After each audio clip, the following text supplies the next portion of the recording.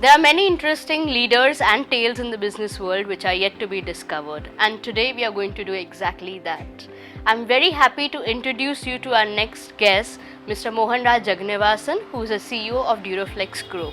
Let us understand from him as to what it takes to lead a multi-crore business built on dreamscapes for millions. Duroflex is one of India's leading sleep solution brands with an experience of over 55 years. Today, the company has 5 manufacturing units located across India and a corporate head office in Bangalore. Duroflex is also the first mattress company in India to be ISO 9001 certified. Their stringent quality controls, adaptation of the latest technology, and their constant effort in research and development has enabled them to export their products to various international markets. Marksman Daily presents C-Suite Conversations. A warm welcome and thank you for making time for the C-Suite conversation. Thank you, Sakshi, for having me here. It's my pleasure as well. You've been a driving force when it comes to the growth of Duroflex. What do you think are the leadership style that has worked for you? See, as I said, and as everyone know, when I joined this company was less than 200 crores. Frankly, I didn't know this industry. I also came from a background where I didn't understand retail as well. I came largely from a B2B business, while I had a fair understanding about furniture. First is I came without any baggage. I was very clear that my job was to, understand the business, scale, and obviously all my career I believed the people surrounding me has helped me to grow, and it was always a people first approach.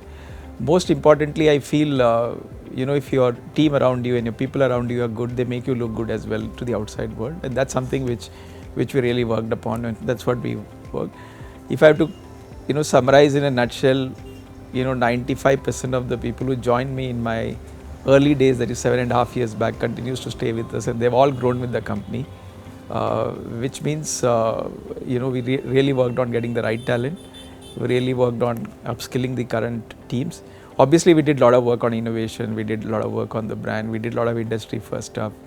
We did make the category very exciting, which to me mattress is a very boring category, somewhere in the bedroom covered under a bedsheet. While we did all that, I think the most important thing is we said we need to really relook at our talent. We need to upskill the current talent. We don't have to go and change everything, and it was a gradual process, and that really worked for me personally.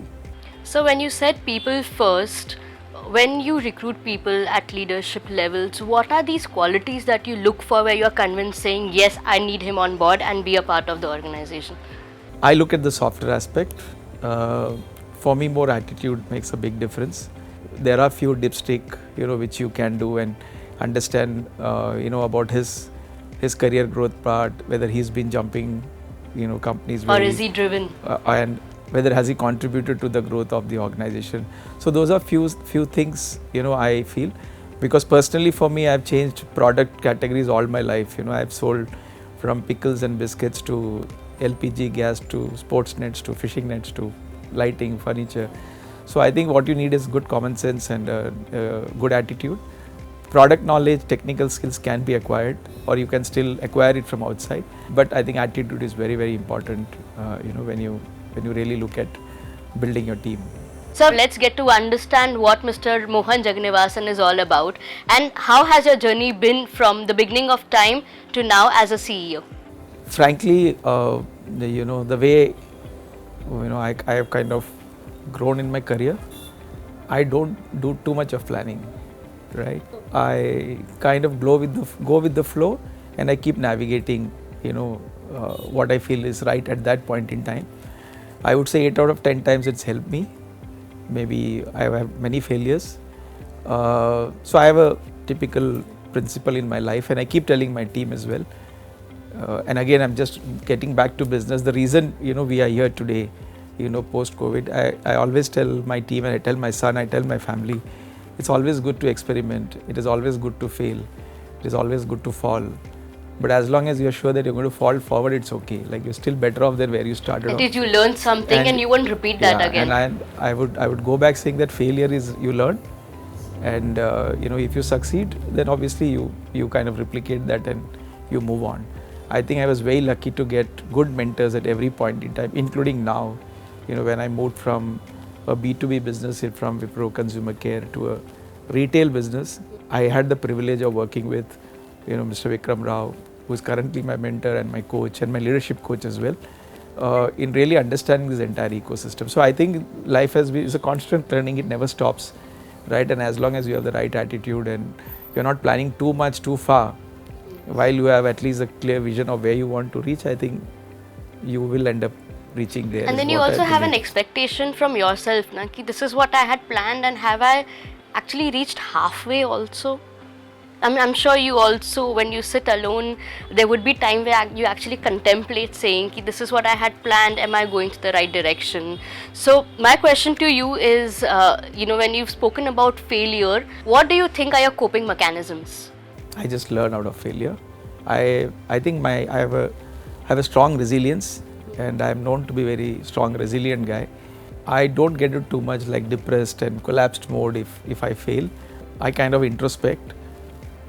Even if I fail something, I immediately start working on the next step without brooding too much about why did this happen like this, right?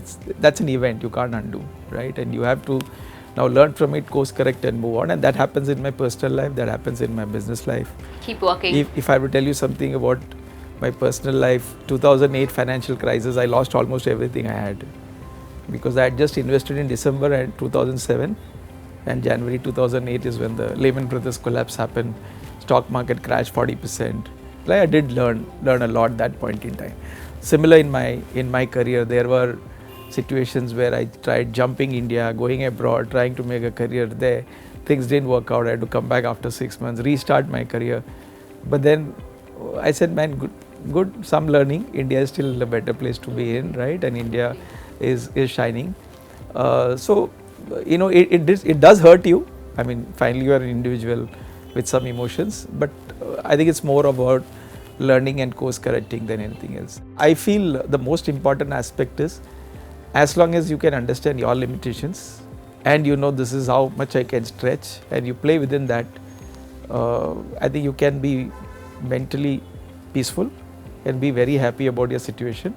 And as long as you don't forget your roots, okay, I think it just gives you that satisfaction, and I guess it just gives that extra adrenaline to run a little more faster. Yes. And I think that's what has helped me to reach where I am today, I guess. So I mean, it just pushed me every time, man, you're here, come on, you can still, if you reached here, you can still go a little more far, you can still go.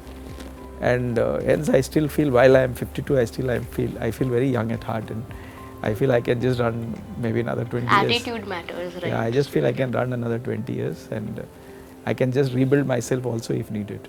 Tell us about how does it feel when someone makes a decision for you and you are the one who has to walk the path?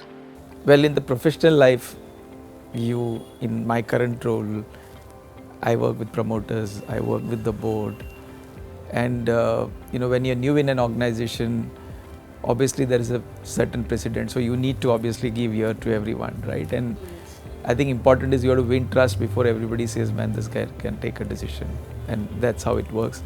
And I guess that's how it works in your house as well. Like my early days when my son was small, we used to tell him, you do this, do this. Then we saw he's on the right path, and then we knew he cleared his mains, he cleared his advance, he went into IIT. Then we said, I mean, there's a trust which gets developed between me and him, and I know he won't probably err on his decision, and then you give him the full liberty to take a decision, right? And that happens in your personal life, in your professional life. So I think it's a journey, right? It's not always a situation that you are taking all the decisions and saying, man, this is what it is. I think it's a point where you need to win the other person's trust, and that is by your action and result. If it's professional life, it's result, and if it's personal life, it's your action and your deeds, right? And that's when the trust when the trust is developed, I think your decision making ability is better. Yes. Because then you're more so taking a collaborative decisions and you're not taking a solo decision. Very interesting. I think I've learned quite a bit. Yeah. It's not about enjoying saying, hey man, I'm powerful and I can decide everything on my own. I think success is much better if you're having a collaborative decisions than taking decisions on your own, and that's what is success. And collaborative decisions happens, and it is people come forward to help you, as long as you are in a mindset to share the success and own the failure, right? I mean, in a professional life, right? If you are leading all the success and trying to be the face and say, man, and if you have an attitude of saying that I failed because of X, Y, Z, I think then even there is no collaborative decision, then finally it ends up saying, theek hai bhai, आप decision ले लो, we'll follow it, right? So as long as you can build that culture, I think is where it works for, at least it works for me, and I guess it works for most of us. So, thank you so much for your time and many congratulations, because I'm sure Duroflex is going far and beyond.